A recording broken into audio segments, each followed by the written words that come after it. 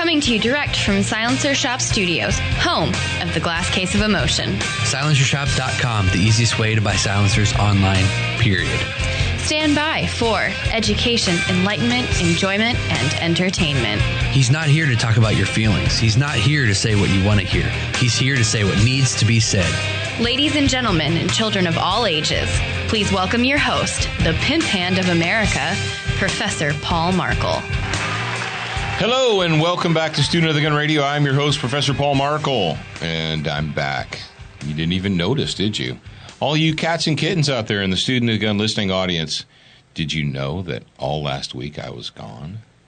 Well, the only people that know that for real and for sure are the grad program people. Now, the grad program people know that I was gone. And we were so slick. Jared was so slick that you didn't even notice we were gone, did you? He just hit play. Actually, I'm going to go ahead and give credit where credit is due. It's actually Zachary who scheduled all the radio shows to make sure that they played on Monday, Tuesday, Wednesday, and Thursday, so you didn't miss a thing, even though I wasn't in the studio. No, I wasn't. I was somewhere else. Now, where that else was is none of your business. How's that sound? Zach does a lot of stuff, including shipping. He is the shipping ogre. Yeah. And I am Jared Markel. I am the producer and digital mastermind of Student of the Gun. Television, radio, websites, everything. Yeah. And while I was off doing my thing, and the world decided to just take a big crap while I was gone, it couldn't leave me alone. Things just couldn't. I don't even know what to say. But I'm not going to get angry about it. I'm actually kind of sad. I'm kind of depressed, and not for the reason that most of your populist liberal hippie people pretend to be sad. It is amazing to me that the populist, the statist, the hippie liberal douchebags of the world, they set their fellow citizens up as sheep to the slaughter, and then when the sheep get slaughtered, they stand around feigning sorrow. It's like you're pretending that you're like sorry and you're upset but you created this situation. Jared, when you create the actual situation, when you set everything up to happen and then that happens, how do you pretend like you're sorry or you're upset or you're sad or what? Isn't that the height of like just it's not naivete. It's just evil. It's like the hypocrisy, maybe the height of just evil hypocrisy. Not even hypocrisy. Like, for instance, if you had toddlers in your house and in every room you left boxes of matches in every room and the house catches on fire and you're like, oh my God, oh, the house caught on fire, oh, it's terrible, everybody feel bad and sorry for us. You're like, yeah, but you set up, it's like not only that, but it's like leaving newspapers all over the floor and boxes of matches on every table and toddlers, and then the house catches on fire and you run around and you're like, we've got to do something about fire.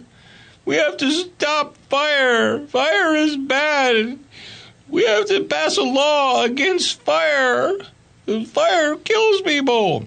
Like, but you disarm people. Let's break it down for you. For those of you that don't know what I'm talking about, I don't know where you've been.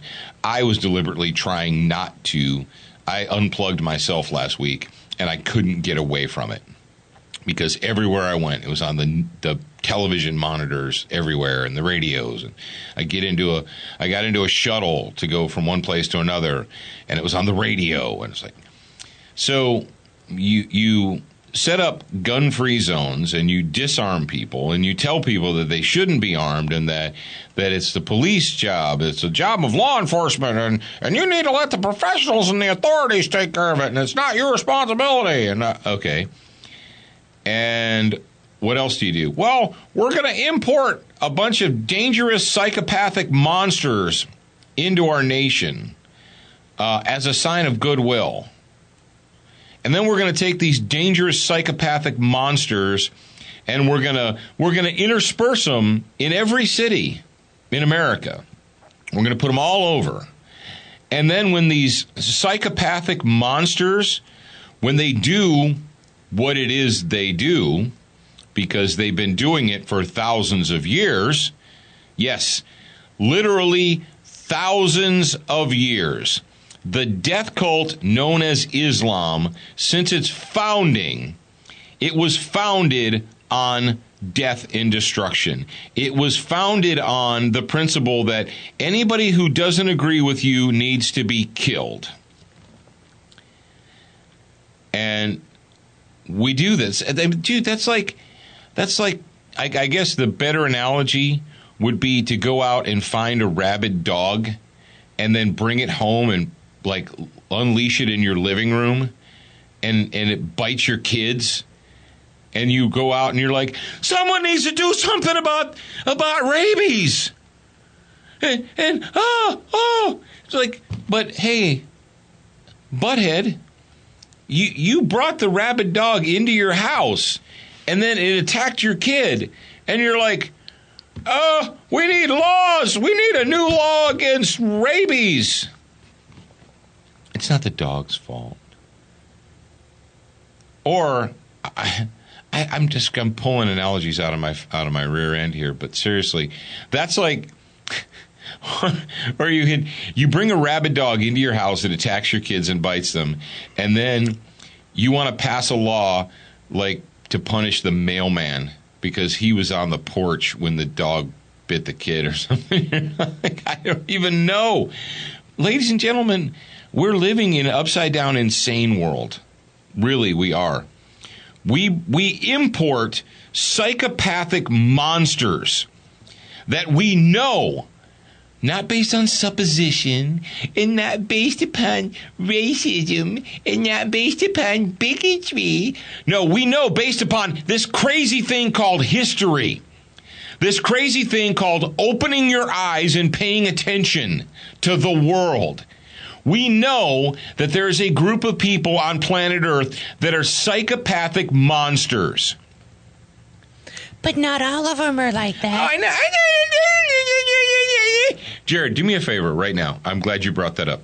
I want you to go and I want you to use your search engine, and I want you to find out total number soldiers, U.S. Army, and then I want you to find total number infantry, U.S. Army. And then give me those numbers, okay?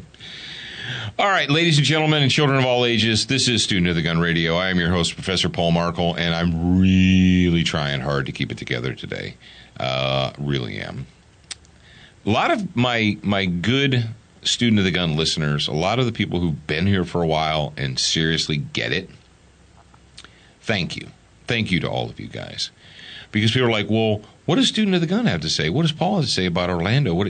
And people are like, the listeners, the ones who get it, especially the grad program members, are like, he doesn't need to say anything because for years and years and years, he's been saying how to deal with situations just like this. Not specifically in Orlando, in a gay nightclub, on Saturday, the 11th of June, but how to deal with it. When we teach people, when we give them medical training, you don't say, okay, if you're in the parking lot of a Walmart on a Tuesday evening at 7:35 p.m. and somebody has a bleeding leg, this is what you should do. But if they're not in there, if they're actually inside of a movie theater in Boulder, Colorado, well, then you do it that way. Or if they're on a jet ski no, dude, injuries are injuries. Wounds are wounds. If you've got an open artery in your arm or leg, it doesn't matter where you are on planet Earth. Bleeding is bleeding, and dead is dead.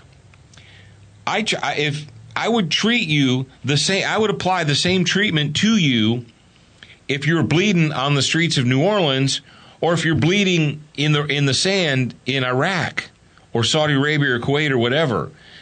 You don't change the method of treatment because the locality is different. Like, oh, it's day, it's night, it's sunny, it's windy, it's rainy. No.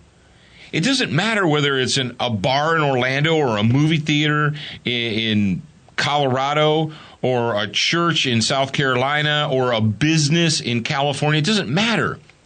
The solution to the problem is the same. We have the solution. We have the tools. We have the ability to address these problems. But what do? We get all bunged up and trapped and buried under the minutia and the details and so forth. I don't know where you folks have been, but I understand that there are some new people here today. So for all of you who just tuned in today or found us last week or whatever, this is for you. Attention, new listeners. We produced a free training video series called 7 Training Tips That Could Save Your Life. We want you to have access to this life-saving information. Get instant access now at studentofthegun.com. Do you watch Student of the Gun TV, read the blog, and follow us on Facebook? If you answered no to any of those questions, you are wrong, but you can easily fix yourself. Go to studentofthegun.com to find everything SOTG. All right, freaks, it's Monday, and I have promised you that I was going to do a motivational moment for troops overseas, or really troops anywhere. And I don't know how motivational this statement is going to be, but if you're a young man or a young woman in uniform serving the nation of the United States right now, as well, if you're serving, now I know some of you out there are only wearing uniforms because you think you thought it was a good way to get a steady paycheck. And I fully understand, I'm honest, that there are a lot of civil servants, a lot of civil service jobs in the military today. But let's say you're a fighter. Let's say you actually are a warrior and you believe in serving, protecting, and defending the Constitution of the United States of America. Remember when you joined way back when and they had you raise your hand and they did your oath of enlistment? There may come a time, sooner rather than later, that there are people who are going to come before you, and maybe people that are wearing the same kind of uniform as you, and they're going to tell you that you need to violate your oath of enlistment by turning on your neighbors, by turning on your friends in your community, and that you need to take steps to keep the peasantry, keep the citizenry, keep the civilians. They'll use that term, civilians. You're going to have to keep them in check. And I want you to remember that oath of enlistment. I want you to go back and read it. Yeah, read it. What? Yeah, go back and read your oath of enlistment.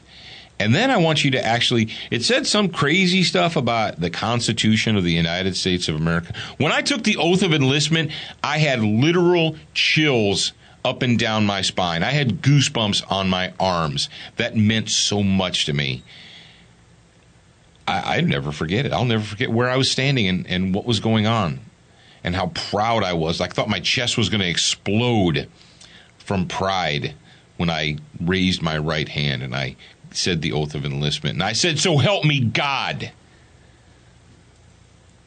I did. I want you guys to read that. And I want you guys to read the Constitution. I don't want you to just read it. I want you to understand it. Because there may be a time in the near future when maybe people even in the same uniform as you, come to you and tell you that they want you to violate that oath of enlistment. I know that may not be motivational for you, but that's just the way it goes. All right, it's Monday. It's time for a Warrior of the Week. What do you think, Jared? We're going to do a Warrior of the Week. Got a good question, and I think it's germane, and it's time for me to answer this question.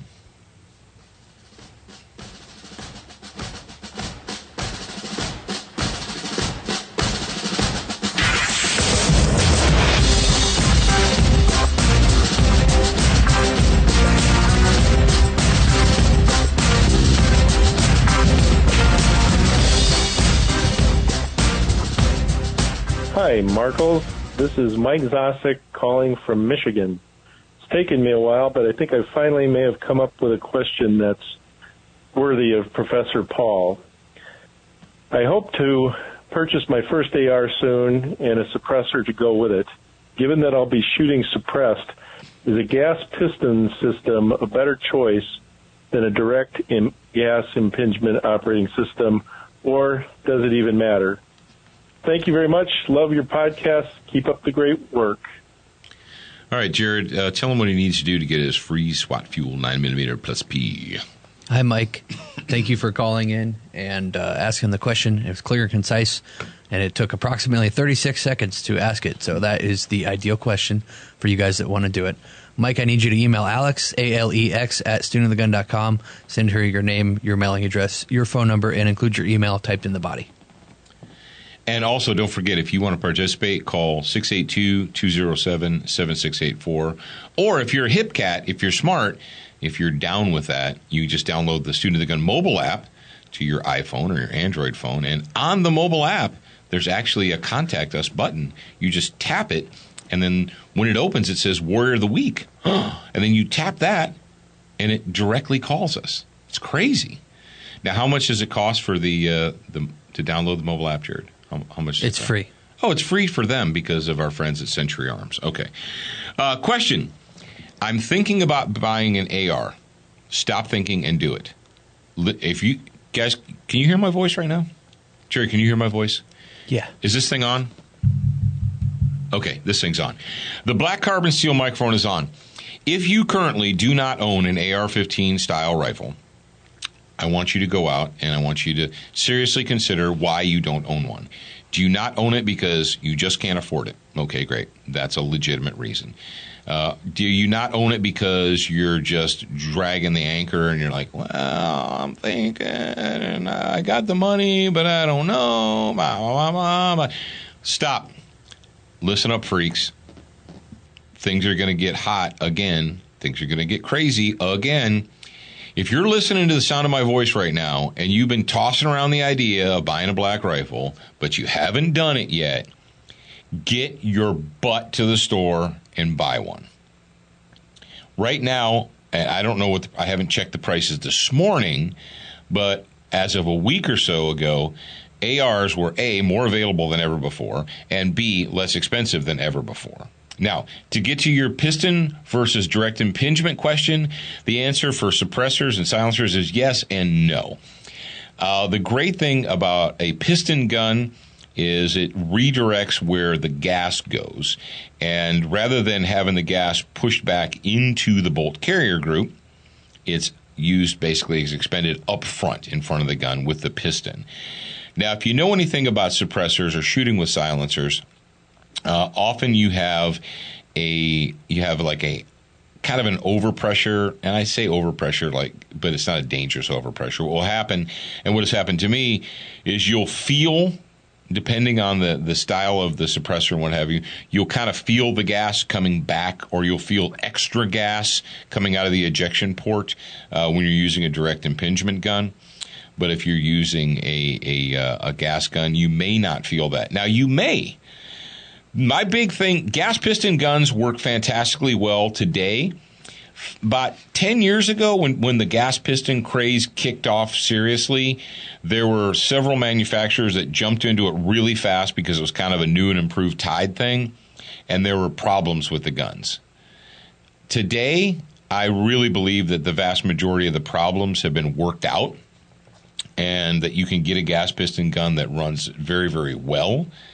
Now, the truth is, the direct gas impingement is the simplest, and it's the most time-tested. The one thing that always makes me leery is adjustable gas systems on recreational guns. You're like, recreational? Yeah. Oh, anytime you put an adjustment, and you're like, what's the adjustment? Well, you turn a screw or a knob or a bolt, and it varies the amount of gas that gets into the piston. And you say, well, that's a good thing. I want lots of options. Yeah, the more options you have on a gun like that, the greater the chances that something's not going to work right. I always get really kind of scared when people start telling me, when manufacturers are like, oh, we have an adjustable gas system. Depending on your use and the weather and what day it is, you can. I'm like, because I know that most people aren't going to spend that much time to learn it. If you want to get a gas piston gun, RTFO, rock on, get one. You probably will not be disappointed. Now, what I would do if I was you, if you really are serious about buying a gas piston gun, go to the manufacturer, go to a reputable dealer, and ask them and say, hey, man, this is what I want to do. I'm going to buy a can. I'm going to put it on this gun. And is this gun set up, and he may tell you, oh, yeah, this gun is specifically designed because, for suppressors or what have you. And good, rock on, fantastic.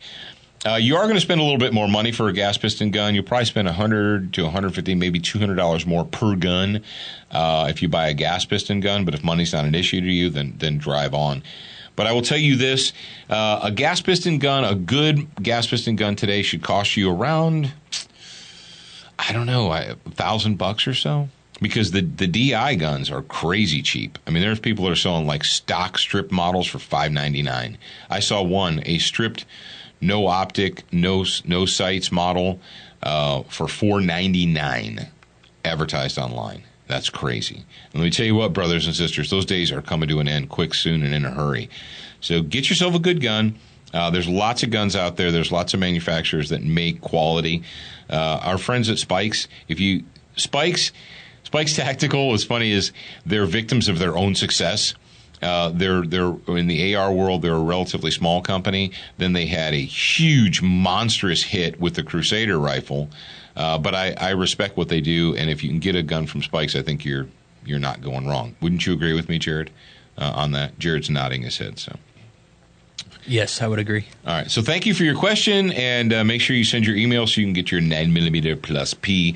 And if you didn't win, it's okay. You can go to SWATfuelStore.com. That's SWATfuelStore.com, and use the promo code SOTG2015. Jared, before we take one step further, I want to go ahead and give basically an acknowledgement or personal story.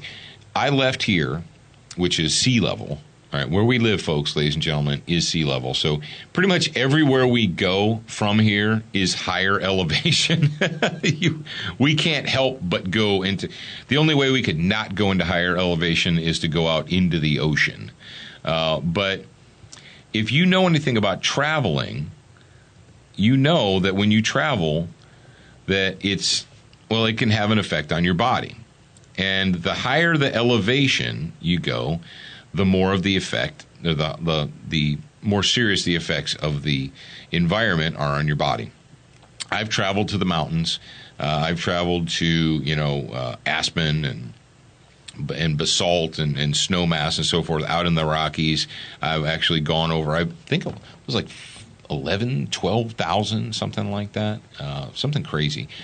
But every time I've traveled to higher elevations or different climates, I notice in my body, I notice that change. You can feel it, especially in your head. You feel the air's a little bit thinner and so forth. Now, I went to Las Vegas, and Las Vegas is only 2,000 feet above sea level. And you say, well, that's not very high. And it's not very high until you think that I left 0 feet. Basically, we live at sea level. So that's a 2,000-foot difference in elevation. And it's extremely dry because it is, well, Las Vegas is in the freaking desert. Previously, it usually takes me 2, 3, 4 days to get acclimatized because I wake up and I have that headache, and I get the dry mouth and so forth. But Jared, I deliberately took the 40 cal multivitamins with me, and I made sure that I took them before I went. I took them while I was there, religiously, and drank lots of water. And I can tell you that I did not really have any kind of acclimatization problems. I didn't feel it. And I also flew on an airplane with a bunch of nasty humans, and humans are just nasty germ factories. You remember when Alex and I went to SHOT Show, and it was the middle of the week, and I got the show crud. You know how that goes. Mm-hmm. And Dano was actually there at SHOT Show. So Alex called him for me, or maybe met with him, I don't know. But he's like, yeah, just tell him to double up on his dose of 40 cal, take some plus P, and he'll be good. And so I did water. That. Yeah, and a lot of water. And so I did that about 9:30, 10 o'clock. And after lunch, I think I went and met somebody for lunch at SHOT Show that day. But it was like around noon or 1 o'clock that actually made it to the floor. So that stuff really works. Yeah. So, yeah, if you're going to go anywhere, if you're going to travel, and this is summertime, most of you are going to travel at some point. Traveling is hard on your body because you're forcing your body to make changes in elevation and climate and temperature and, the moisture level in the air and so forth. And so you're putting your body under stress. You want to make sure that you're taking care of your body. And one way you can do that is just to take a good multivitamin. That's that way it is. And we believe in the 40 cal, and I use it. Brownells, let's talk about our friends at Brownells. Brownells have got ammo, they've got cans, they've got magazines. Brothers and sisters, Jared, do I need to keep telling these fools out here to get the magazines while they're getting as good? I don't know. I don't know. I'm going to tell them one more time. Get them while they're getting as good. That's all I'm going to say about that. Now, while you're shopping around on Brownells, you can pick yourself up some Frog Lube. It's green, it's minty fresh, it's extreme. And it goes on everything. It goes on toast. Frog Lube, or you can just go to froglube.com and buy it from them. Duracoat, because life is too short to have an ugly gun. It's Jared, I feel like it's been forever since I've said these names, because it has been. It's been over a week since I sat behind the black carbon steel microphone and recorded an episode. Because life is too short to have an ugly gun. You can get Duracoat products at Brownells, or you can go to LauerWeaponry.com. Do whatever you want. It's your world. I'm just living in it. Crossbreed Holsters, makers of the Super Tuck Deluxe. Go ahead and say what you wanted to say. Did you want to say something? No. Oh, okay. I thought you took a breath like you're going to say something. No. And I always like to let Jared participate. It makes him feel like he's important. Don't yawn, freak. Something else that I made use of, and they're not a sponsor of the show, but I'll give them a plug. The Pocket Roo. I use the Pocket Roo on my travels, and I also use that iStow, that collapsible backpack. Oh yeah, dude. We had a very, very successful field test of that. It did exactly what it was. We emptied it out, zipped it up so it was nice and compact, threw it in our suitcase, got to where we were going, unfolded it, opened it up, and used it as a tote bag as when we went around town. And then we did the same thing. We emptied it out, folded it back up, put it back in our suitcase, and drove on. So it worked really well. Are they available now? The iStow? Yeah, I believe so. The one we had actually had the Student of the Gun logo on it. And you're like, how can I get one of those? You can't. You can't. Maybe in the future. There are two in the world that have the Student of the Gun logo on them. And there's one in the world that has a Team Honey Badger logo on it. And if you were a grad program, you would have seen the pictures of that Che Cook put up. Did Che put pictures of the backpack? I know you had Stewie wearing a shirt and holding stickers and stuff. I'm not sure. You have to ask him. Will you ask him to post pictures of the Honey Badger backpack? That's kind of cool. And lastly, but not leastly, we did get confirmation, Jared. I got confirmation via Facebook that Dina is the sweetest smelling member of Century Arms. She's the sweetest smelling employee at Century Arms, who is also the sweetest smelling arms maker in the US of A. So don't forget about that. Hey, let's talk about something fun. Let's talk about the St. Valentine's Day Massacre. Okay, that's not really fun, but now I'm guessing that many of you went to public school in the last 20 years, and that you may not know about this little thing called the St. Valentine's Day Massacre.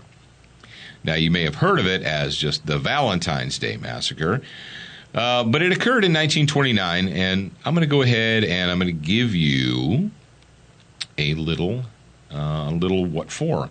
St. Valentine's Massacre, and this comes to us, the source is history.com.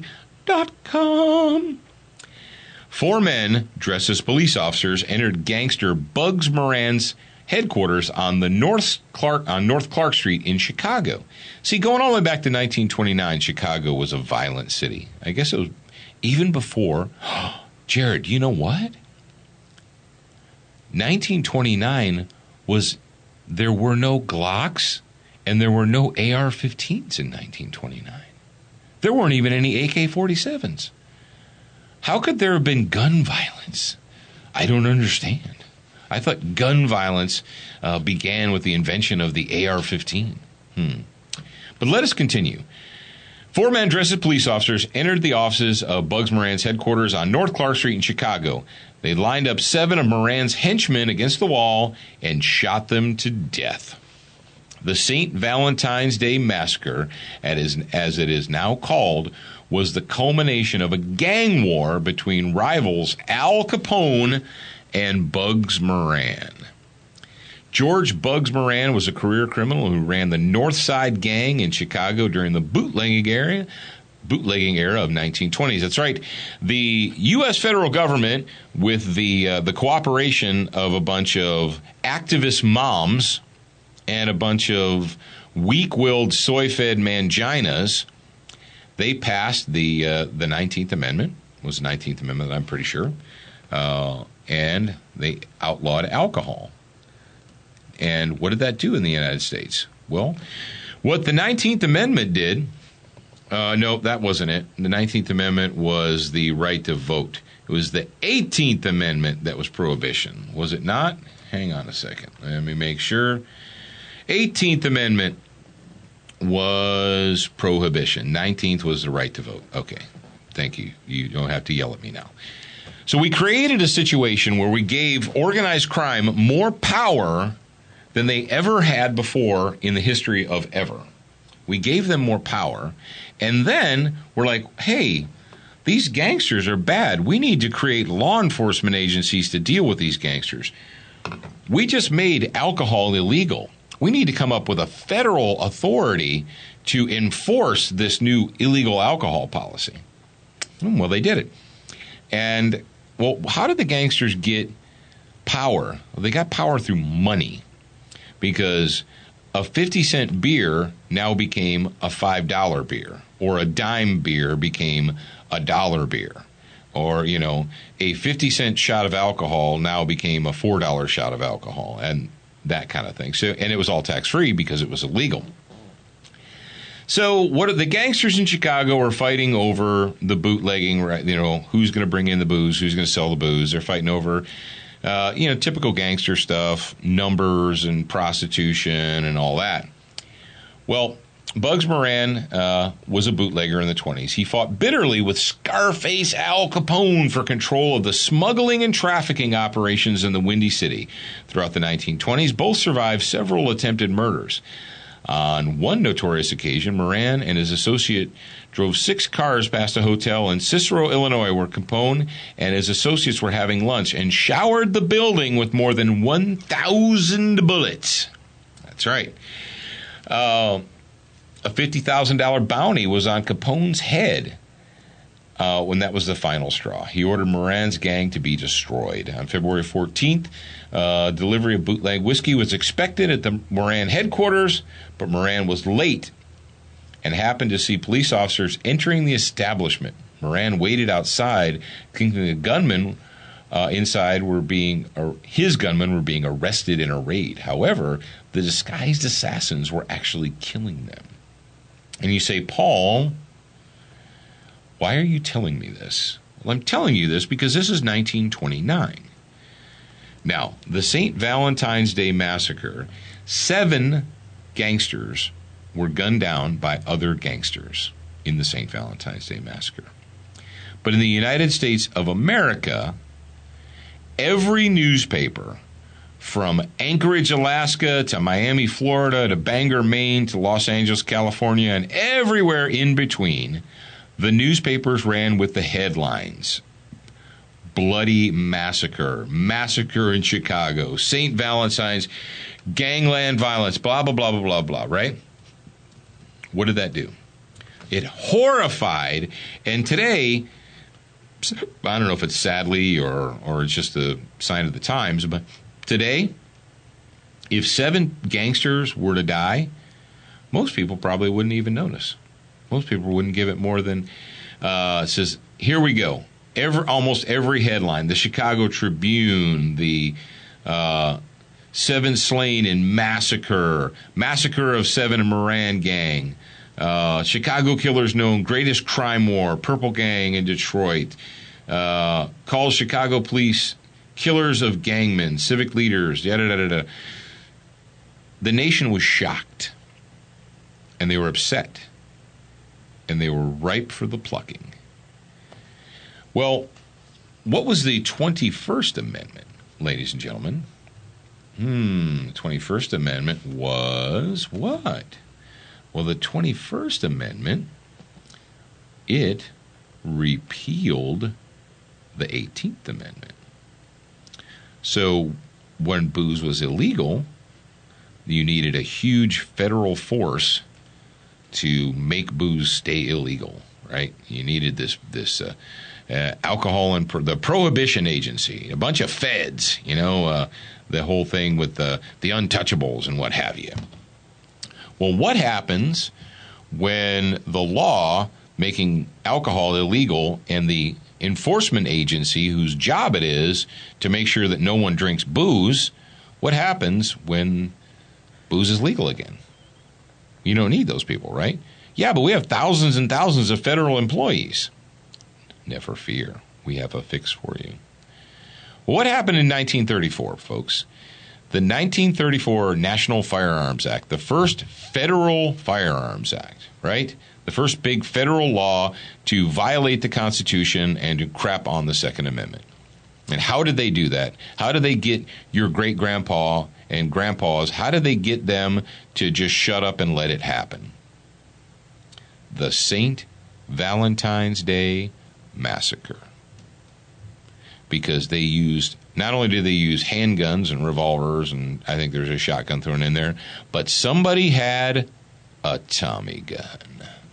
Somebody had a fully automatic machine gun. And we can't have that. The 1934 National Firearms Act was passed in response to gangland violence. And never forget that they used the St. Valentine's Massacre to shock the nation into what? Into going along with it, right? And that's what they did. So we set up a situation where we made the mafia super powerful, and then we said, well, the mafia is super powerful. We need a huge federal agency to deal with them. And then they said, well, we can't deal with them unless we have more laws. And the people said, okay, all right, we'll let you. So they passed new laws. And you said, but they created the situation that resulted in the expansion of their own power. Yeah, exactly. 1968, the extension of the NFA, where they decided that the peasants still had way too much. The peasants still had way too much freedom. So what did they do? They used, listen to me, kids, don't doubt me on this. They used the assassination of Kennedy and Kennedy's brother, Bobby Kennedy, and John F. Kennedy, and the assassination of Martin Luther King. They used all of those instances, which did what? They shocked the citizenry. They shocked the country. And don't doubt me. The country was shocked because the newspapers, they didn't let it go. And the nightly news, they didn't let it go. They hammered on it. And people felt helpless. People felt helpless, and they were shocked, and they were saddened. And so in 1968, when they said, oh, we got to have more laws. And a few people said, but we gave you those laws in 1934. And you said it was that the 1934 law was going to keep us safe. And they said, we know, we said that, but we need more laws. You don't understand, peasantry. Aren't you sad and shocked? Why do you hate people? So they expanded NFA 34 in 1968. And we've been expanding it ever since. And guess where we are today? Guess where we are today in the United States of America? We have an event that's going to be used to shock and sadden and frustrate and make the people of America feel helpless. Rahm Emanuel may have said the words, never let a crisis go to waste, but he didn't invent the concept. Ladies and gentlemen, they've been inventing crises and using the crises to push for government control of your life for as long as there's been a country. This is not new. Go back to Solomon. There is nothing new under the sun. How many of you out there listening to me have ever thought about that? How many of you remember the Valentine's Day Massacre, the St. Valentine's Day Massacre? And how many of you realized that they used that as one of their big pushing steps as the nation was shocked, the nation was appalled, the nation was ripe for chains. And they promised, they looked out to the people and said, we know some of you. They looked out to the National Rifle Association. And they're like, National Rifle Association, I'm going to call them out. They know it. There's no hiding it.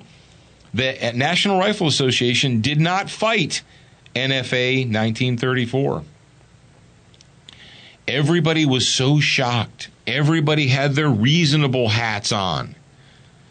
They thought, well, okay, we'll give them this, but once we give them this in 1934, they'll be satisfied and there'll be enough gun laws on the books to keep us all safe.